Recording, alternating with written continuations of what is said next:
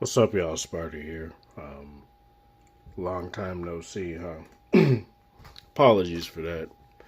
I've been going through quite a bit of things lately, but nonetheless, I do want to talk about HyperOS 3 on the Xiaomi 14 Ultra.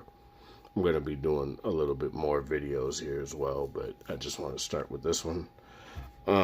So HyperOS 3 came out on my Chinese variant 13 Ultra. And the big things that have changed,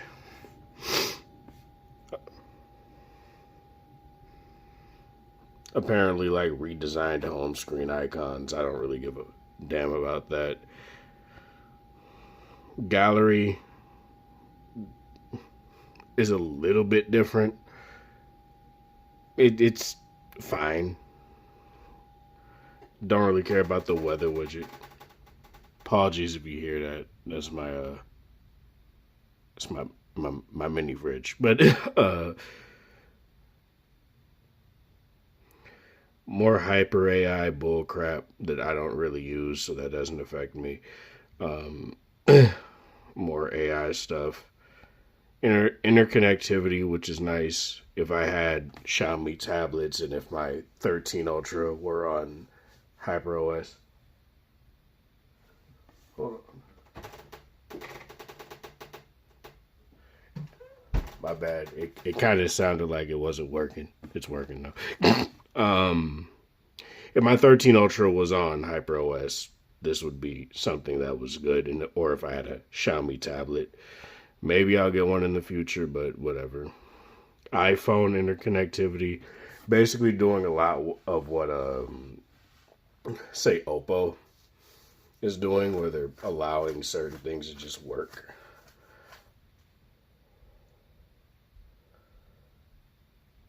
And I guess that's cool. I don't use that either. Uh, Privacy and security. They added an app that you can't disable. So I guess I just sorry for the you know a child mode app that you can't disable at all. I don't like that. I try to disable it. I try to uninstall it. You can't do that. Xiaomi, as a almost 30-year-old man, um, might you do a solid and not put on apps that I can't disable if I don't need them. Now, to be fair, my phone is has a terabyte of storage, so realistically, it doesn't matter all that much. But the point is, you shouldn't be adding apps that people can't uninstall. That's just dumb. Other things that have changed that I think are very nice in the camera app, you use watermarks. What you could actually finally do is have more than just the regular old, like this watermark here, which typically just starts off as a white or a black one. You could just have it to where it's transparent and goes with the overall tone of your photo, or you can go with something like how I have it, which is basically the same. It's the classic one. It just goes far more in line with what the tone of the photo and stuff like that. I think that's cool. That's actually very nice. That way I don't have to go into the gallery and edit the photo and add that after the fact. It's just right there. And you could also do that with other, like you could do that with the film frames too, which is actually very nice. You could do that with sports frames. You could do that with the classics, date, location, regular ones that are just like completely transparent, no gradient or anything. We could have Leica ones like this one. So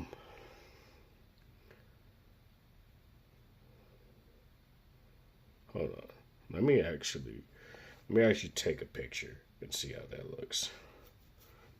Because I might actually use that. So As you guys can see, it says down there Xiaomi 14 Ultra F2, and it's actually pretty nice. I actually like that a little bit. I might actually start using that one. So that's very nice. That's very cool. They also added the whole dynamic island stuff. They call it Hyper Island. So what I'm going to do is obviously I'm going to play some music.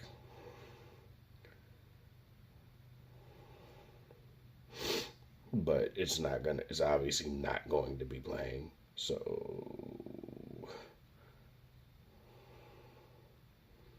where's it? So I'm gonna just play something. And as you can see, there's nothing going on up there right now, right?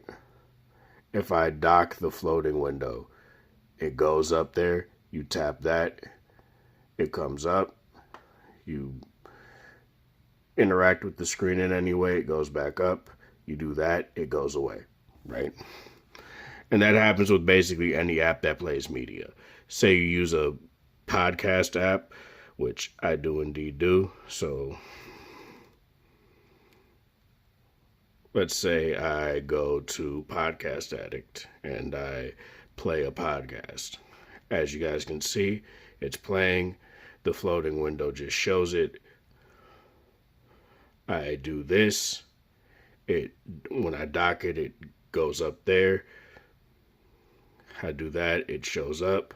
I do this, I close the floating window, it just goes right up there, and that's nice. You do something like hit this, it'll bring you back into the app. That's nice.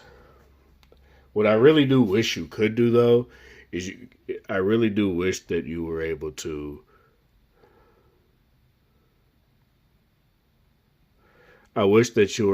like swipe it down and bring it into a floating window. That's pretty much the only thing I wish. Also, there are other issues with it.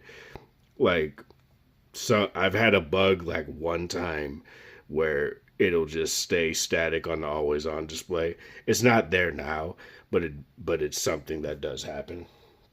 But let me not play that. That's something that I actually want to listen to. What else? In terms of battery life has been pretty much the same, which has been really good. I get a day of usage out of this phone every day. Like, I just got off of work not even an hour and a half or 2 hours ago, give or take, and just got back home, and it's on 48% battery. That's typically what I end my day on. Anyway, it's 10:08 p.m. Personally, that's fine. For a lot of people, like, oh, I need fucking 90 days of usage out of my phone or whatever. Not me. I'm totally fine with getting a day, not charging it until the next day when I wake up. The phone takes 30, 45 minutes to charge up anyway, and then I'm out the door, right? To me, that's totally fine. But yeah, in terms of HyperOS 3, there's not really much that I would say is terrible. Not anything that I would say is bad. What I do hope is that with their next update, which is HyperOS 3.1, they're talking about having your quick menu, your recent apps menu look more like iOS. I really hope that's just optional, because I actually prefer having it like this. I really don't mind having it like this. It works totally fine. I don't understand why they need to sit here and change things just to make things look more like iOS. That is something I'm going to talk about in a different video when it comes to these Chinese phones. That might be the next video. But yeah, in terms of that, the phone is responsive. There's really no problems with that. Haven't had any overheating issues, really. Not really anything that I would say is like pressing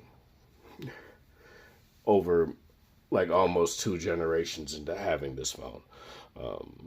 So HyperOS 3, I think, is a pretty good update. Nothing so far that I would say is horrendous or anything like that. But yeah, this is Sparta. Thanks for watching. Thanks for the support. Do you have HyperOS 3 on any of your if you have a Xiaomi device? Do you have it on any of your devices. How has it fared for you? Let me know in the comment section below. Like the video if you like it, dislike it if you dislike it, even though it doesn't really do anything anymore. Share with people that are interested in this sort of content, and have a good one.